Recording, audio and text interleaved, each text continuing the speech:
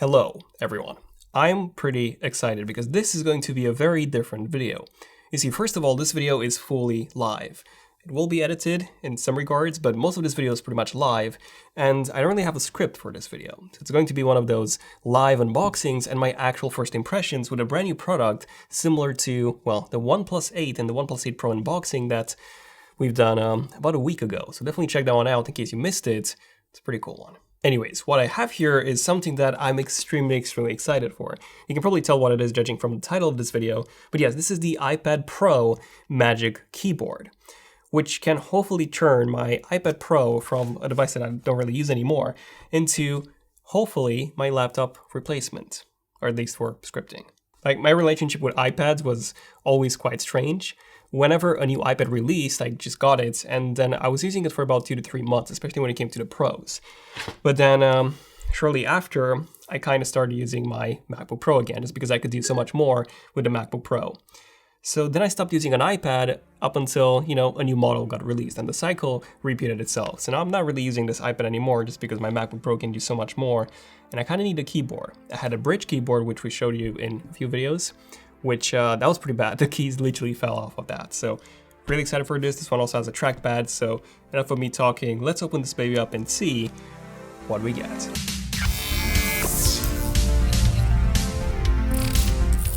If you have an iPad Pro or any iPad whatsoever that supports the Apple Pencil, you have to check out Paperlike, our sponsor for this video. Paperlike is essentially a thin screen protector that you apply to the iPad. That simply makes the iPad's display feel more like real paper as opposed to that slippery glass feel that you normally get when using the Apple Pencil. So, if you're an artist or anyone that uses an Apple Pencil, Paperlike is a must-have. It's pretty much a game changer. Oh, and whenever you buy one Paperlike, you actually get 2 of them.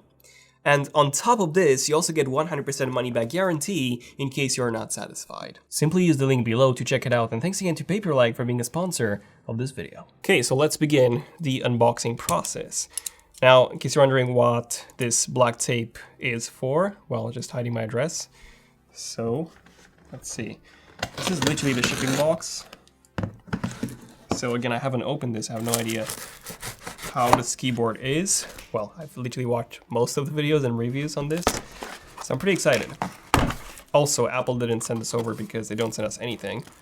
So we bought this ourselves, and it just got delivered like a few hours ago. So let's see. iPad Magic Keyboard. Right, so wow, okay. This thing is crazy heavy, I gotta say that. This is just a box. And obviously we have the keyboard inside, but this weighs more than my entire iPad does. Okay, so let's see, on the front we get an image of the actual keyboard, which has a very interesting floating design, which we'll cover in just a second. We get nothing on the top, nothing on the right-hand side, nothing on the bottom, and nothing on the left-hand side. And then finally on the back we get a listing of, well, what we get inside. So we obviously get a keyboard which works on the second and the first generation of iPad Pros, 11-inch models, and you can also get a model that's specifically made for a 12.9-inch version of the iPad Pro. And then these are all the angles that the iPad Pro keyboard supports, all the modes, so you can use this as a case, or you can just use it as a laptop keyboard. And it actually has quite a few angles at which you can tilt it. Now the thing is, I don't really need a knife because we have this really nice pull tab, and I can just open up the box by removing the plastic wrap, just like that. There you go, iPad Magic Keyboard. Okay, so let me just lift up the top. Ooh, okay. Holy smokes, this thing is heavy. Wow, first actual impression, this thing is very heavy. So, it seems to be, it's very thick as well. Wow, this is like what, 4 times the thickness of the regular iPad Pro Folio keyboard. And, ooh, this is interesting, right. Okay, right, so we don't really get anything inside the box aside from this booklet. Let's see, what does this one say? Designed by Apple in California. And we get a manual, iPad Magic Keyboard. Hopefully you guys can see this. Feel free to pause the video, by the way, if you want to read this. But yeah, you just attach the iPad, then you adjust the angle, and then you use the USB Type-C port on the side to charge the iPad Pro. But that's pretty much it. These are just the warranty and the safety guide, so we don't really get anything. We don't get Apple stickers. Apparently those are only, you only get those with actual Apple products, not accessories.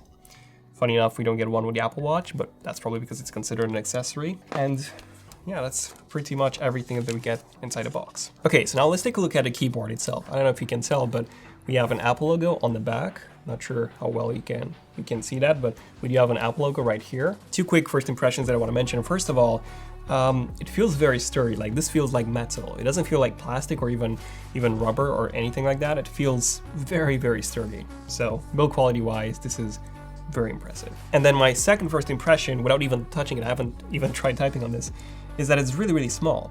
This thing is crazy, crazy small. It's actually cute in a way. Just to give you guys an idea, this is a 12-inch MacBook, which is the smallest MacBook that Apple has ever made. And this keyboard for the 11-inch iPad Pro is quite a bit smaller than even the 12-inch MacBook. Hopefully you can see that there's a pretty big difference in terms of size. So this is even more portable size-wise compared to the 12-inch MacBook. Now, it is a bit of an odd one when it comes to angles. So on a laptop, you can just tilt the display like this. So you have a lot of movement in terms of the display. On this keyboard, you can only tilt it up until here. So the angle is very limited, but then you can also further tilt the top bit. So in that case, if we compare these two, you can see that the angle is actually pretty much identical. Actually, it is literally identical, or maybe not, because I can tilt the MacBook Air a bit further away compared to this iPad. Okay, so now for the real test. How's the actual typing experience on this? I haven't tried it yet, so let's give it a go. Ah, this is nice. Now this is the 12-inch MacBook, which this one had the worst butterfly keyboard because this is the 2015 model, so this one had literally the first generation butterfly keyboard. And this is so much better.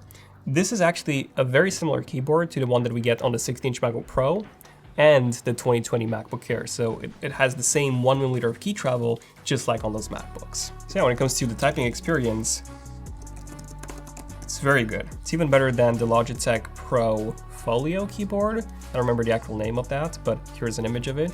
And we showed it in a few videos, and that one had a very, very good keyboard. This is even better. This is the best keyboard case that I've seen. And you also have inverted T arrow keys compared to the previous style that we had on the butterfly keyboard. Okay, now the next thing that you're all probably wondering is, how's the trackpad? Well, it's pretty small. It's very wide. It's pretty small. Here's how it looks compared to the 12-inch MacBooks. So it's almost the same width, but it's significantly smaller. It's about half the height of the 12-inch MacBook's trackpad.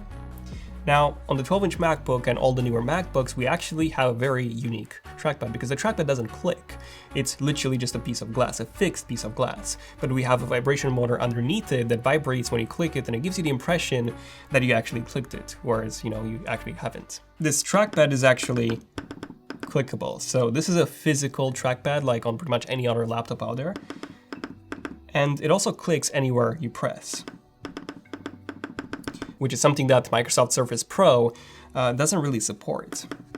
Those only click on the bottom half of the keyboard. The top row, the top corners, they don't click at all. Also, I'm not fully sure if this is glass or plastic, because it honestly feels like glass. It's very cool. I think it is glass. I think it's literally a glass trackpad inside of this keyboard case. Okay, so now you're all probably wondering, how does it actually work with an iPad connected?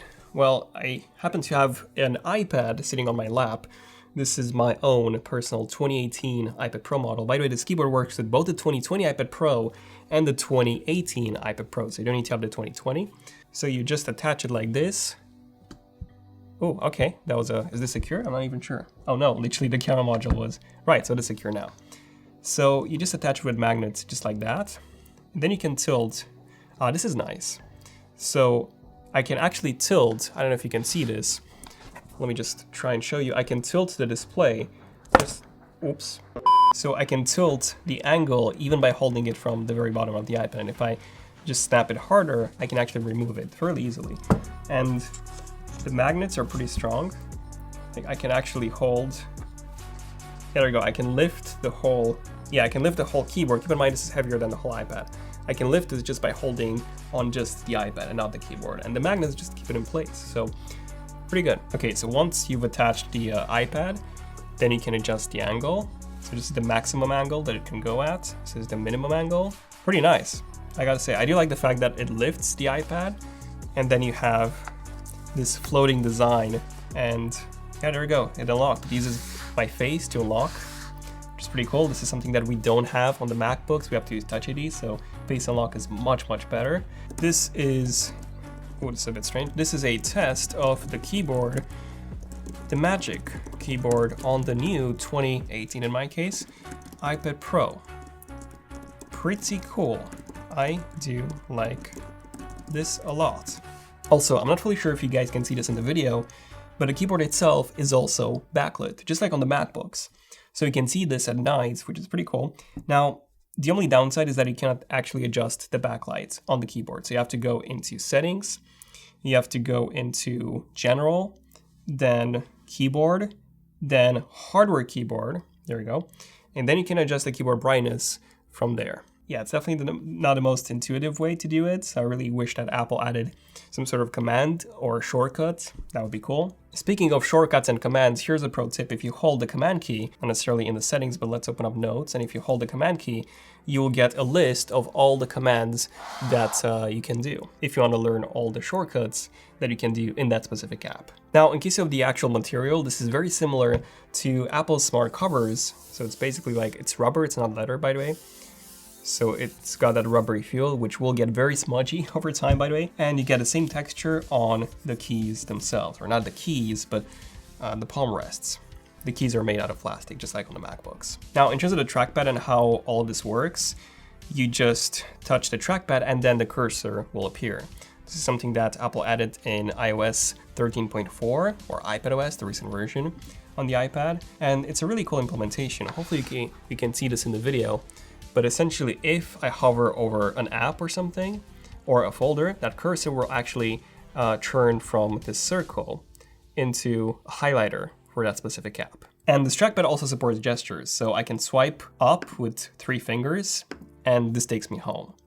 I can swipe to the left or the right to switch between apps, again, just like on a MacBook, so hopefully you guys can see that. And then I'm swiping again up to go home. Yeah, pretty intuitive. And then we also have this very interesting hinge on the bottom. Hopefully you guys can see that. And we have a USB Type-C port, meaning that we now have a charging pass-through port on the bottom, and then we still have this port that the iPad has. Meaning that if you want to do some actual work, you can charge the iPad while also having a dongle connected, for example, and plug in a hard drive, micro or SD card instead of the iPad, and then also charge it from the other port. Now, this specific port, the second one that comes with a case, this one is only used for charging. So you cannot use this to transfer data or plug in a USB drive or anything like that. But it's a pretty smart way in which this is powering the iPad. And then the iPad is also powering this. So it's a two-way communication only possible by the smart connector. Okay, so far it's actually really good. The typing experience is incredible. The trackpad is very good. And yeah, the angles are pretty nice. I do like it, but I do have 2 complaints that I need to address, or 3. Okay, so my first complaint is that we don't really get any function keys at all. We don't even have an escape key. All we do is we have just the letters and then the digits, the numbers, and that's it. We don't have, even a brightness control or a volume control, meaning that if you want to change the brightness, you have to go into the control center and do it from there. Not ideal. I would have preferred a function row key. This was actually one of our main complaints of the previous keyboard that Apple used to sell for the iPad Pro, which actually they still do, the Smart Folio keyboard. So that's something that I really don't like. Now, the second thing that I don't like is, the weight. Now, all the gyms are closed, so as an upside, there we go, doing a bit of exercise. So this is the 12-inch MacBook, again, the lightest and the slimmest laptop that Apple ever made.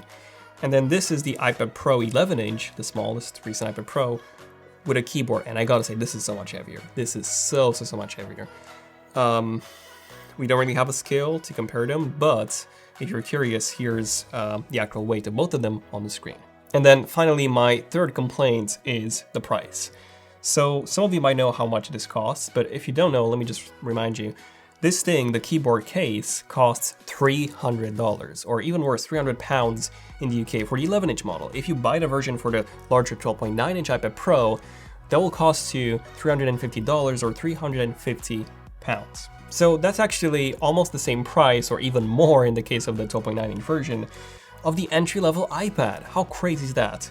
This keyboard case is more expensive, or almost as expensive, as the entry-level iPad, 10.2 inch, which is an actual iPad, which also has a smart connector, by the way. Also, here's a fun fact: if you buy the 12.9 inch version of this and you have the 12.9 inch version of the iPad Pro, it will not only be heavier than a MacBook Air, but it will also cost you more than a MacBook Air. Okay, so in the end, is this keyboard actually worth it? Well, it depends. Like, for me personally, I can still do much more on a MacBook. But it depends on your use case. Like, if you just reply to emails and write documents, which is mostly what I do, but I also need a bit of Photoshop, Lightroom, and Final Cut every now and then, which is much more easier to use, or in the case of Final Cut, possible to use on a MacBook. You know, things like this, also Google File Stream that we use connecting to our server, everything is much easier to do and much faster on a MacBook. However, if your use case is pretty basic, then I would honestly say that getting this keyboard might be something that you'll actually end up loving, because just the convenience of taking the iPad, removing it whenever you want, and then just putting it back on the keyboard when you want to type, that's amazing. Like, nothing can beat this. This reminds me of, again, my Surface Pro 6, which I was using for about 4 months at home, and that was incredible. I love that, but this is even more convenient. Also, we have the Apple Pencil, which you can just attach. In case you're wondering, no, you cannot use the Apple Pencil. I mean, you kind of can, but it's just a bit more frustrating to use when the display is like this. And you can also probably tell that, well, using the camera for videoing and video calling isn't great, because the camera will actually be located on the side. So you'll always look like you're not paying attention to what the other person is saying, which kind of sucks. But again, you can just take it off instantly, and you know, you can use it like this, which is pretty amazing. You don't have to connect it to anything. Also, the case has, the keyboard requires no power. It uses the iPad Pro's power. So the battery will actually discharge a bit faster. Okay, so in the end, I would say that this all depends on your use case. For most people, you wouldn't really need this. It's crazy expensive, but hey, if your iPad Pro is literally your main computer, you don't have a MacBook, and you also do quite a bit of typing, then this is the best option there is. And if you want to buy one, feel free to use our affiliate links below. In that case, you're also supporting the channel. But yeah, thank you for watching. This has been pretty much it for this one. Feel free to watch our iPad Pro 2020 coverage if you want to learn more about what's different from the 2020 to the 2018 model. And yeah, this has been pretty much it. So once again, thank you for watching. I'm Daniel, and I'll see you guys in the next one. ZONEofTECH, signing out. Cheers.